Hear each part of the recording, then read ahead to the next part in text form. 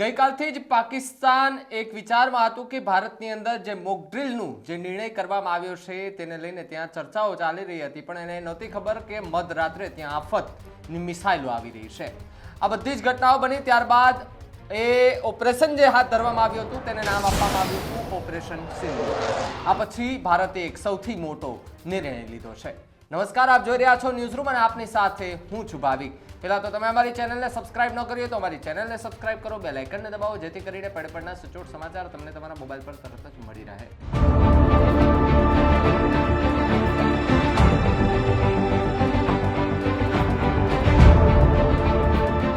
Operation સિંદૂર પછી ભારતે વધુ એક મોટો નિર્ણય લીધો છે, જેના કારણે 10 મે સુધી 9 એરપોર્ટ બંધ કરવાનું કહેવામાં આવ્યું છે। આમાં જમ્મુ, જોધપુર, અમૃતસર, ચંડીગઢ, રાજકોટ, ભુજ, શ્રીનગર, લેહ અને જામનગર એરપોર્ટના નામ સામેલ છે। ભારતની મુખ્ય એરલાઇન્સે સોશિયલ મીડિયા પ્લેટફોર્મ એક્સ પર તેમની ફ્લાઇટ વિશે માહિતી આપી હતી। ઇન્ડિગો એરલાઇન્સે 160 સ્થાનિક ફ્લાઇટ રદ કરી હોવાની પોસ્ટ સામે આવી છે। આ સાથે જ ઇન્ડિગો એરલાઇન્સની 160 સ્થાનિક ફ્લાઇટ રદ કરવામાં આવી છે। જો આપણે દિલ્હી એરપોર્ટની વાત કરીએ તો અહીં વિવિધ એરલાઇન્સની 20 ફ્લાઇટ રદ કરવામાં આવી છે।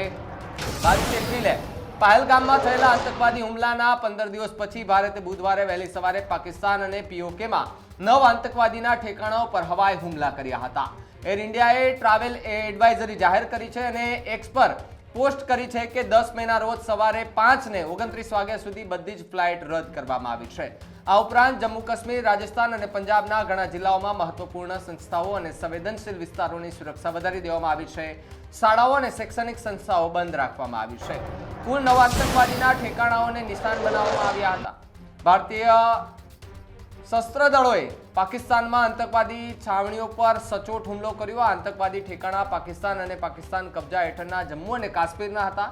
સેનાના હવાઈ હુમલાને ઓપરેશન સિંદૂર નામ આપવામાં આવ્યું હતું। આ હવાઈ હુમલાને આતંકવાદી ઠેકાણાઓ પર કરવામાં આવ્યો હતો, જ્યાંથી ભારત વિરુદ્ધ આતંકવાદી હુમલાઓનું આયોજન કરવામાં આવ્યું હતું।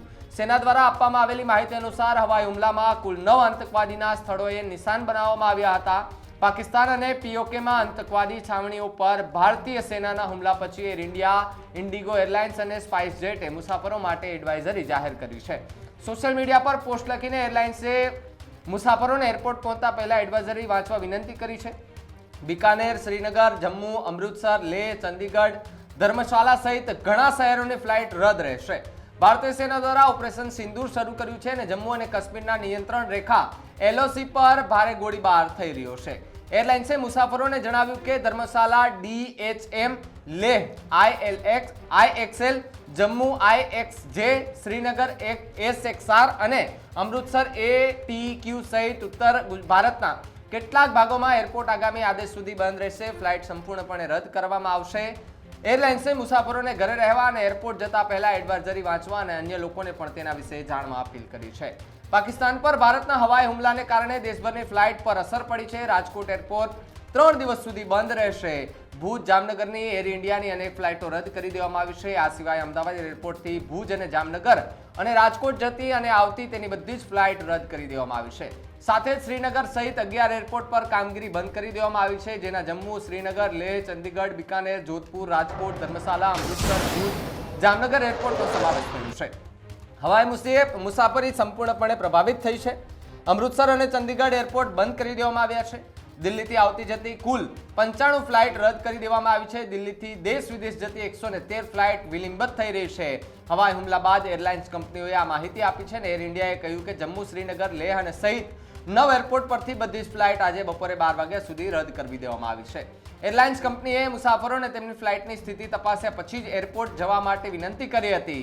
હેલ્પલાઇન નંબરો પણ જાહેર કરી દેવામાં આવ્યા છે। પાકિસ્તાનમાં એર સ્ટ્રાઇકના કારણે રાજકોટ ઇન્ટરનેશનલ એરપોર્ટ પરથી 11 ફ્લાઇટ આજે રદ કરવામાં આવેલી છે, જેમાં ઇન્ડિગો અને એર ઇન્ડિયાની તમામ 11 ફ્લાઇટો રદ કરી દેવામાં આવી છે, જેને લીધે દરરોજ રાજકોટ એરપોર્ટ પર આવતા 1500 તો અહીંથી હવાઈ ઉડાન ભરીને જતા 1700 મુસાફરો મુશ્કેલીમાં મુકાયા છે। એટલે કે 3200 થી વધુ મુસાફરોને હેરાનગતિમાં મુકાયા છે અને આજે રાજકોટથી મુંબઈ જતી 5 ફ્લાઇટ, દિલ્હી અને પુણેની 2 તો હૈદરાબાદ અને બેંગ્લોરની એક ફ્લાઇટ કેન્સલ કરી દેવામાં આવી છે। ભારતે પહેલગામ હુમલાનો બદલો લીધો છે। કેન્દ્ર સરકારે મંગળ બુધ રાત્રે 1:44 વાગે એક પ્રેસ રિલીઝ જારી કરીને કહ્યું હતું કે પાકિસ્તાનમાં નવા આતંકવાદીઓના ઠેકાણા પર હવાઈ હુમલો કરવામાં આવ્યો છે। અત્યાર સુધીમાં 100 થી વધુ આતંકવાદીઓ માર્યા ગયાના અહેવાલ છે। જેને લઈને સૌરાષ્ટ્રના દરિયાકાંઠાની સુરક્ષા પણ વધારી દેવામાં આવી છે. માછીમારોને સાવચેત કરવામાં આવ્યા છે.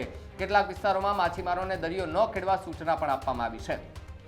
સમગ્ર પરિસ્થિતિને ધ્યાનમાં રાખીને દરિયા કિનારે પોલીસ દ્વારા સઘન ચેકિંગ હાથ ધરવામાં આવ્યું છે. પણ જો તમે પણ એરપોર્ટ જવા માટે નીકળ્યા હોય તો આ એડવાઇઝરી તમારા માટે છે, તમારા સારા અને ભલાઈ માટે છે. કારણ કે ફ્લાઇટો ઘણી બધી રદ કરી દેવામાં આવી છે, અનેક એરપોર્ટો બંધ કરી દેવામાં આવી છે અને સાથે સાથે રાજકોટની વાત કરીએ તો ત્યાંથી પણ લગભગ ફ્લાઇટો બંધ થઈ ગઈ છે. પણ રાજકોટ એરપોર્ટ પર આર્મી અને નેવીના જે પ્લેન હેલિકોપ્ટર હોય છે તે ઉતારવાની મંજૂરી પણ ત્યાં મળી ગઈ છે અને એ લોકો ત્યાં ઉતરી પણ શકશે તેવી પણ વાત અત્યારે સંભળાઈ રહી છે. આ આખી એડવાઇઝરીને તમે કઈ રીતે જુઓ છો અને જે ભારતે પાકિસ્તાન પર એર સ્ટ્રાઇક કરી છે તેને કઈ રીતે જુઓ છો, કમેન્ટમાં ખાસ કરીને જણાવજો. જોતા રહેજો ન્યૂઝરૂમ. નમસ્કાર.